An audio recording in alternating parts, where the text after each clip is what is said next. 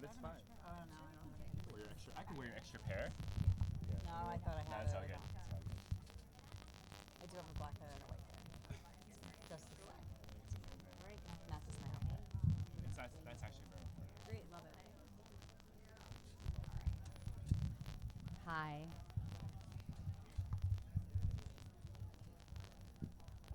How's it going, everyone? Surviving? Wednesday, feeling maybe like 2 Wednesdays in advance, right? A little hot? Okay, well, thank you for being here. Today we bring you humidity and a great panel of experts.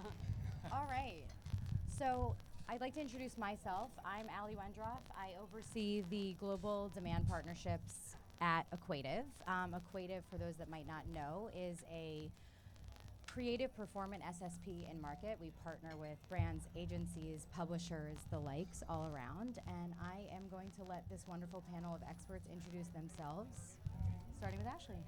Hi, I'm Ashley Arena. I oversee all things investment at PhD in the US. Amie, Owen. I am the Chief Client Officer of Flywheel. 2 weeks in, I have about 20 years of experience at commerce, and so I was previous at IPG, so be easy on me. Edric Chan, Walmart Connect, oversee supply and capabilities and also in-store. I am Chief Creative Partner at Denso Creative and Global Creative Lead on a couple of Denso accounts. Oh, Awesome. my mic is out loud. I think you hold it up a little bit. So they told me. Yeah. So to start off, there's a defining moment right now that I think Equativ overall has sort of been waiting for. It's really where we're seeing that creative is at the forefront. It's meeting performance, it's meeting commerce, it's hitting at platforms, it's talking through strategy. It's really a part of so many conversations. I'd love to just start off with an opener of how are you guys, each of you, seeing and embracing where creative is right now in your role and across your companies? Ashley. We'll go down the line to start, and then I'm just going to start rapid firing. Oh boy. I mean, coming from the media perspective, we have always said, like, the placement alone cannot be responsible for the performance. It's the combination of the message and the placement and the person to get to the performance that we're looking for. So I think with where we are now, it's just really interesting having so much more data behind every impression and every opportunity to have deeper insights into how the media and the moment and the creative can work together to drive various outcomes rather than just an impression and tonnage. I would say from a, I don't know if you can hear me. Can you hear me? Or should I just speak louder? Oh, there we go. So from a commerce perspective, I agree with you.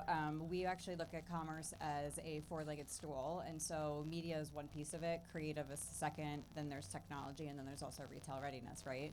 And so we've always looked at creative, so I'm actually welcoming creative into the house because it's one of those things that have always been really siloed at our clients mostly. We brought it together a few years ago. We have it together as a total commerce offering right now at Flywheel.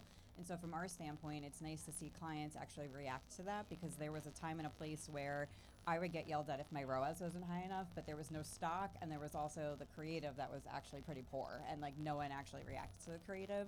So now we're looking at the entirety of the package of what we are doing in the space, and we're looking at business outcomes, and so I think creative is definitely a huge piece of that.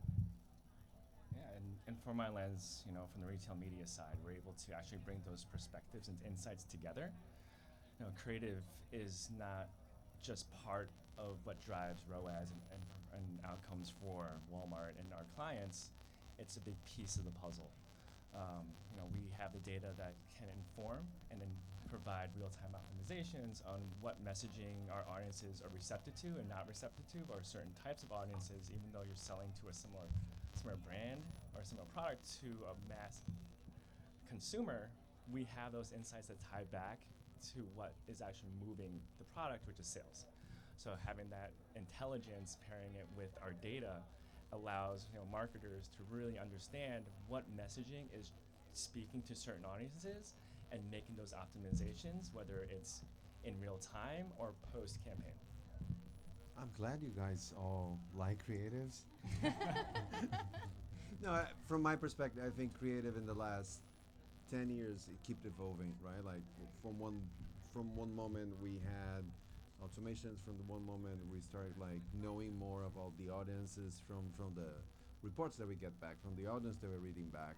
From now, our favorite word of the week, AI, also like joining the part of the conversation of creative, which to me it makes creativity and makes the way we do the creative close to the audience and close to what we're trying to do and learning from everything that we're doing even more important, because like flow is not like the journey is not linear for a while.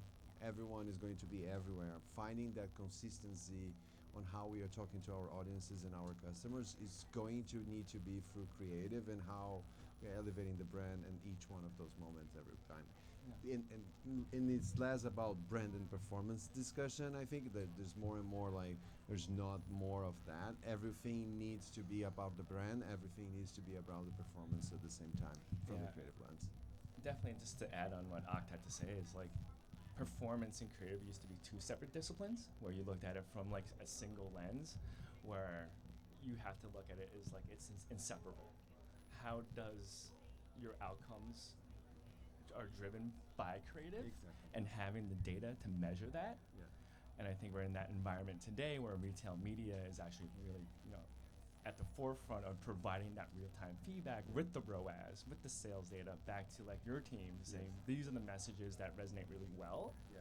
for this audience, but maybe we have to adjust for this audience, even though it's the same product we're trying to move off our shelves. Exactly. And the way you create from behind, we have like a practice that we call intelligent story systems, and how like it's not like just a big idea anymore. What we call like it's a catalyzing idea that has that flexibility to go up, down, left, and right constantly, and still be very close to the brand, and like you start getting all these signals and connecting to everything. Absolutely. And it seems like also there is the creative journey and the client experience. And now both of those are so critical. How do you think people are now thinking about tying those together though? Because it has to meet where performance, right? We're all about performance, but the journey for the client or the end user versus a client experience with that creative, where do you find that intersection? I think the main thing on the intersection of those, it go back to very basics of design. Mm-hmm. I think that's the first step. Like you have to be able to create design systems that are strong enough that create some recognizable hints for that journey to happen. Because guess what? The consumer don't care about ads, guys. Like we are always intruding their entertainment somehow. So we have to bring that part the least hurtful to them as possible. And each one of those moments, we have to have one. I think it's the brand consistency that sometimes we're seeing like losing in a lot of ways because everyone goes like really deep, Yeah. and be totally connected to what matters to the consumer. Yep. I think that like that's the main thing that we need to not forget is like the human truth on each one of the things that how why this is relevant to me as a consumer. If we lose that, like you're just a white space or whatever. Yeah, and I'd love to hear, on the strategic side of connecting that and how you're looking at that from an investment strategy because, Oct, it's great to hear about like the creative builds, the execution. I'm curious, your take on that question. Yeah, I think what we're starting to see more is, again, with how robust the data sets are, Yeah. understanding the emotional connection that we can make with somebody across various touch points. Yeah. And someone may be within one audience cohort, but they look different in all those places. And so how we show up for them, for a brand, when they're watching Netflix at night is probably very different than what we want to present them with for the same exact brand to the same exact person when they're on Facebook or Instagram or TikTok or anywhere else. And so working in partnership with the creatives to bring those insights back and figure out how we develop campaigns and messaging that's cohesive for the consumer across not only like their media day, but also their life cycle journey or their journey with the brand, And then I think AI and other tools allow us to synthesize that data and information much more quickly to bring it back to our clients, but also has been really helpful in some respects on how we can scale out wonderful creative work, but still make some of those adjustments to bring in a different copy point or a retail message or something like that to really make it resonate and perform rather than brand and performance. That's really interesting. Now I want to ping it over to Edric because we're talking about audiences, we're talking about data. You know, here we now have the Walmart Connect side that's really embracing creative now, driving through that, you know, when it comes to bringing that closed loop around to data and audiences, coupled with, you know, what's important to Walmart when it comes to seamless execution. I'd love to understand the strategy there. Yeah, as you've seen in the press lately, Walmart is definitely expanding omni-channel. Like we were so singly focused when we first started on search and display and on-site.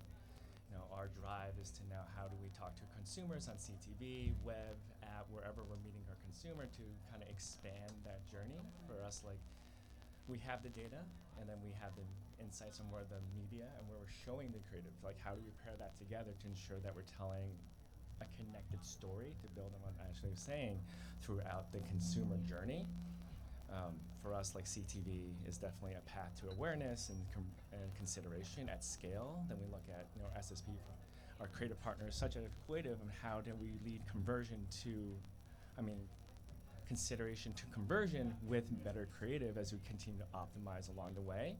And for our suppliers, which are just advertisers, I keep getting it mixed up in my head because now in retail media, everyone in my org calls advertisers suppliers, especially in Bentonville.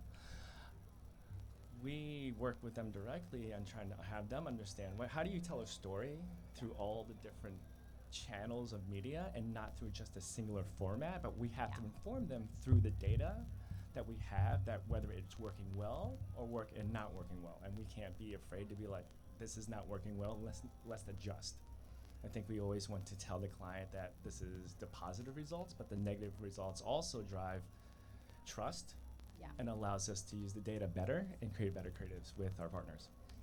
I appreciate that a lot. I think, you know, what's interesting is when I heard your response, it's really like connecting upper funnel and lower funnel, which are different creative experiences, and drawing back to Amie what you said about the four-legged stool.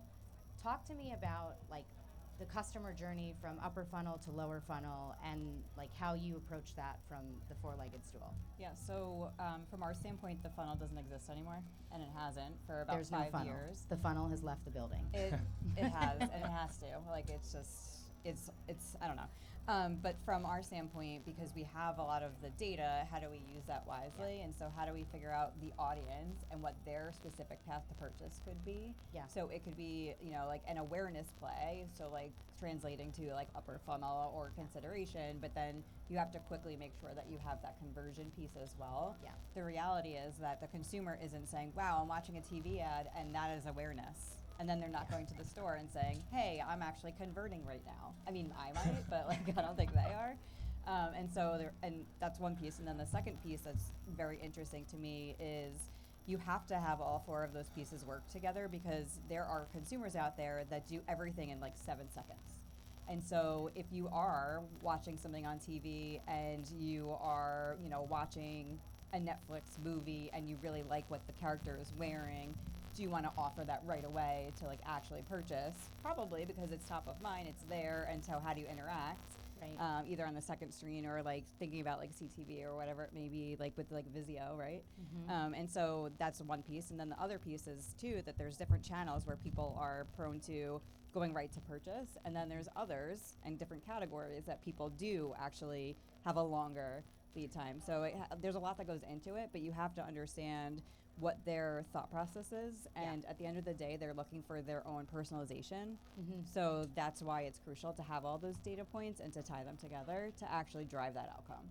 Absolutely. I think what's important too is, and something that was so critical in Equativ is building creative that's accessible for all partners within platforms. And so making that creative experience so easy to execute, because back in the day, creative was, oh no, the tags, you know, passing. It seemed to be so the magnitude, versus the outcomes. And here we are, and now that's really shifting. But so when we talk about execution of creative and working with partners, I think everyone, of course, there's efficiencies when it comes to outcomes. There's efficiencies to workflows, but even good creative fails too. So I'd love to understand, maybe Ashley, on how you're seeing creative executed when it comes to like activation partners, but then also where creative fails and like how you're able to kind of adjust that strategy to like learnings in order to improve in the future. Yeah, I mean, I think it's hard to ever say the creative totally failed, right? Like, unfortunately, I'm not in the seat to be able to say that to Oct and just say, it's all you. It's not you.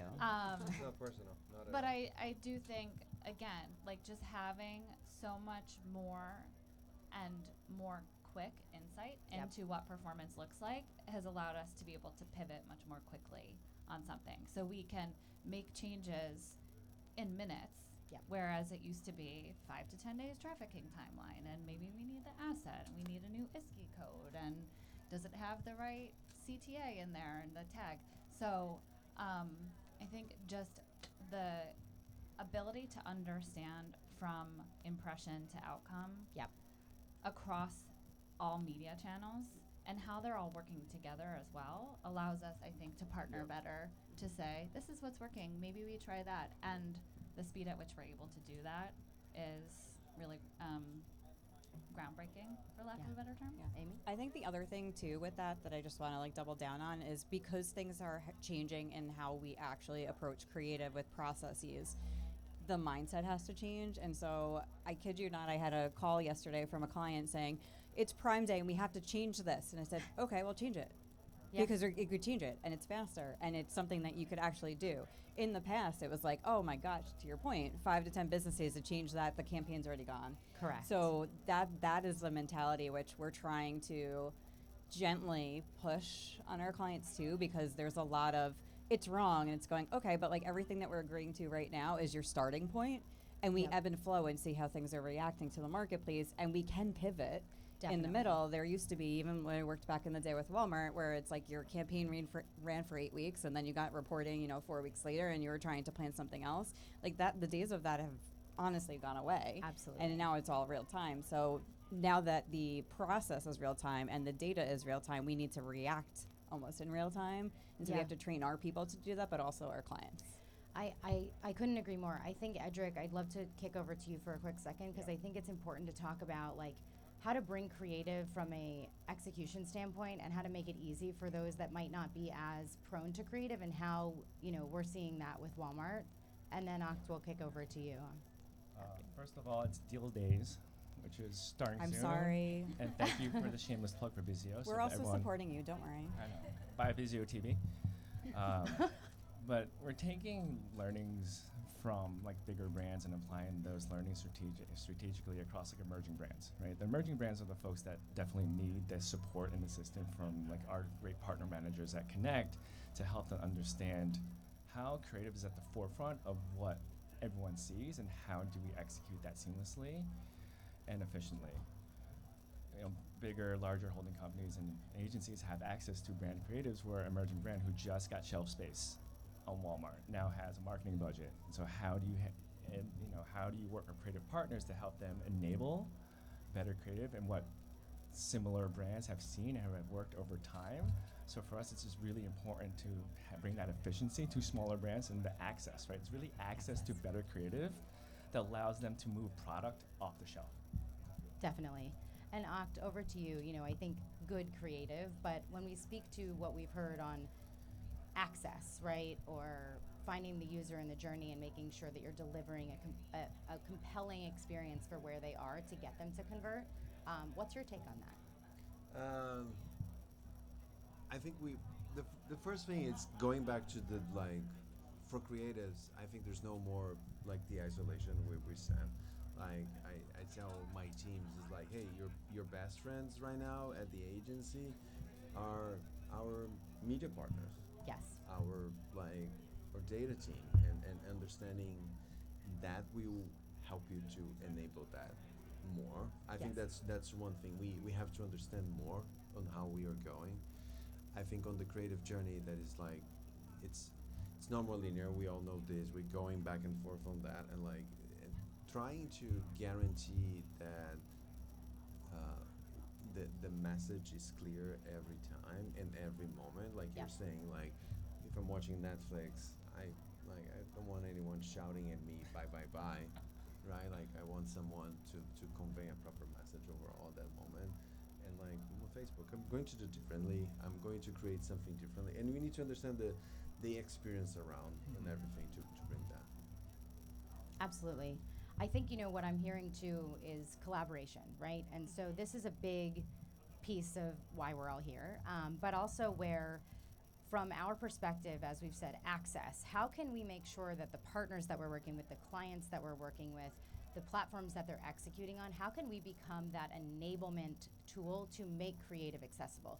To have a creative that initially might have been for a CTV audience, but that looks the same but runs on OLV or display and performs differently across that funnel, that the funnel might not exist, Amie, but it's, I'm funneling for a second, is how those users and how we define that and how we can create that within platforms for easy execution. And so I think my curiosity is shoppable creative. It's such a broad term now. Where are you seeing shoppable or shoppable formats and strategy take the most optimal space for your for your clients on where they're converting and what their needs are? Where in the funnel or where in their journey do you see this ad format most important? Yeah. I'll say that I answer the question generically and say social, clearly, because I feel like we're a generation right now where like you want to unwind and you just deep scroll. I think the average person scrolls like 2 miles a day or something along those lines. Wow. So that's like just my generic answer. I think my more detailed answer is it depends, right? And Yep. so again, like I go back to the audience, and so that's why I'm knocking the funnel a little bit, because it's not a one size fits all. So we had made a comment earlier, you're like, I don't want an ad during Netflix, but like maybe I do, right? And so that's different, and maybe I want to shop that right there. Now he doesn't want to shop it, and there could be different instances. And so that's why I think it's so important to have everyone collaborate and be together and really integrate into that model.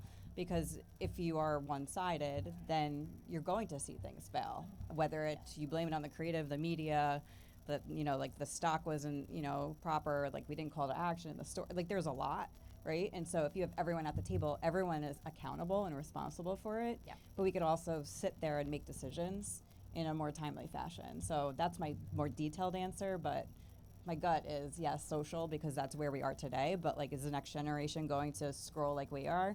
I don't know. Probably not. But I would build on that. The accountability piece is one that I was thinking about a lot with looking over the questions, is like the shared accountability across all of our teams internally or across agencies and across disciplines to understand what each other is being briefed on, what we're doing, how it's coming to life, how we can help each other, because in the end, like, we're all working towards the same collective goal. So taking those insights and bringing the ideas to the table to help advance the cause, I think is a big piece. Social was my answer as well. But I think what I'm really excited about is all the new areas where we're seeing capabilities come through that are collapsing that funnel more and providing opportunities for conversion or action, whatever that looks like for a brand or a vertical, in places that are not native to conversion. But it goes back to the shared accountability and just partnership, because there's so much back-end infrastructure that's needed for so many different categories to make that possible.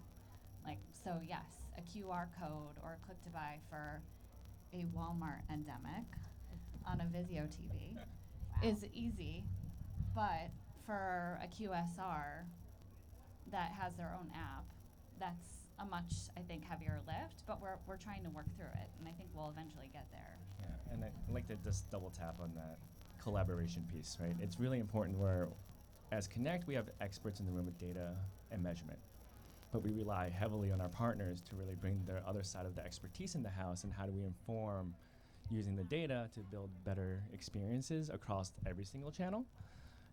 Because as we've seen, there's no one size fits all. It really depends on the channel, the audiences, and what you're really trying to, how you're trying to speak to your audiences and what your outcomes really are. So having that collaboration with all the folks at the agencies or SSP partnerships or partnerships with Equativ really helps show the client what they should be doing and how we're backing that with data. Thanks, Edric. Do we have a partnership or something? Anyway, no, I think what I'm hearing too though is this verticals, right? So we're talking about there's social living in its own platform and channel in that way, but vertical strategy is probably very different even than all up on a brand targeting strategy. How are you successfully using the transaction and media data that you're getting at a client level? Are you evolving that into a vertical strategy? Is that too broad?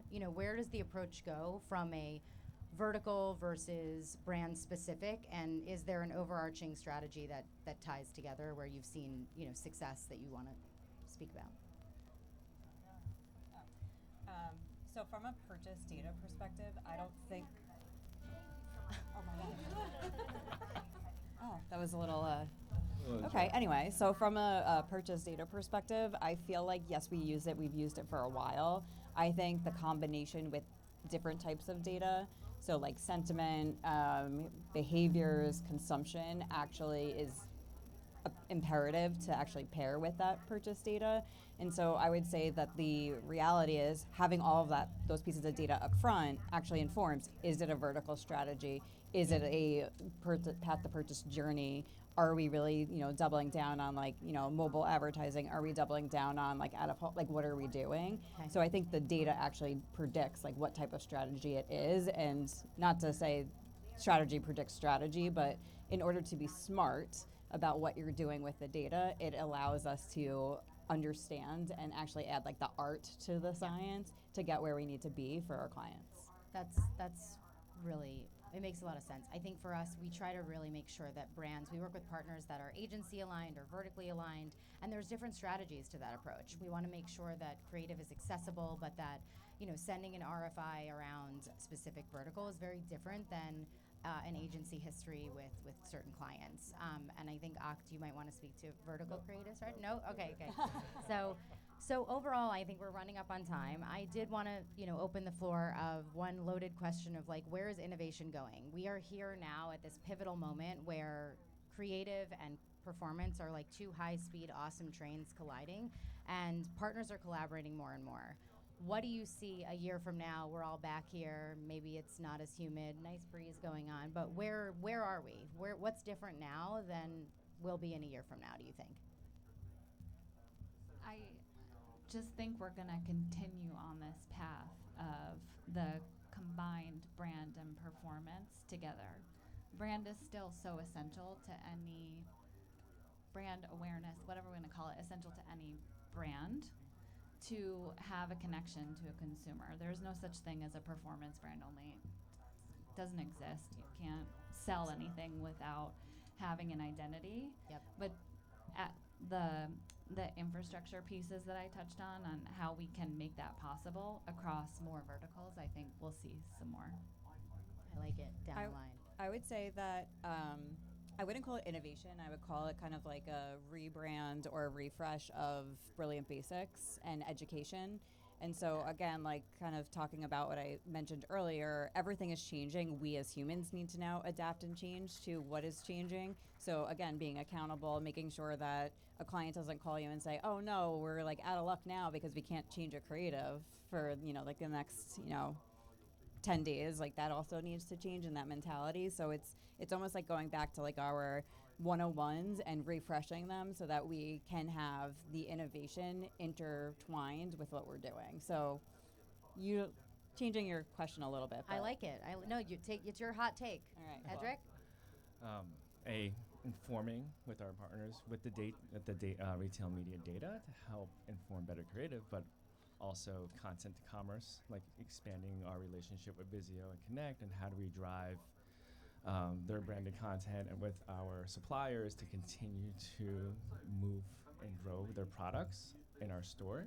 We're doing that today in a small capacity with Backyard Escapes, But as we continue to grow and think about how CTV plays a larger role within, the Connect walls, just really building on that content commerce strategy and then reaching our audiences from that content, better creative offsite. Yeah, Okay. I think that the discussion between brand and performance would be it would be more. Sorry, there we go. Would be clear overall, and we're going to start seeing proper results from brands that how they are making these distinction less clear, but at the same time more relevant as we go, and we're going to start seeing brands losing their space because are they going full on performance or they're going full on brand, and they are not necessarily achieving what they need and creatively and even on the performance of overall. We're going to see, I think from the creative perspective, there's going to be a bigger discussion about design systems across the board as we're going more to the speed of production. It's not a speed for the sake of speed, it's a high velocity for high availability of the assets that we need at the moment that we are collecting information that we need to evolve. Yeah. A design system would be the core to enable that, and we're going to see these more and more being pushed. Awesome. Well, so I hope everyone learned a bunch today. What I could say is walk away with brilliant basics, creative relevancy, consistent growth, and more working together systems. So collaboration is key. Thank you guys so much for joining us today, and we'll be back for another Creative Hot Take next year. Thank you. Thank you.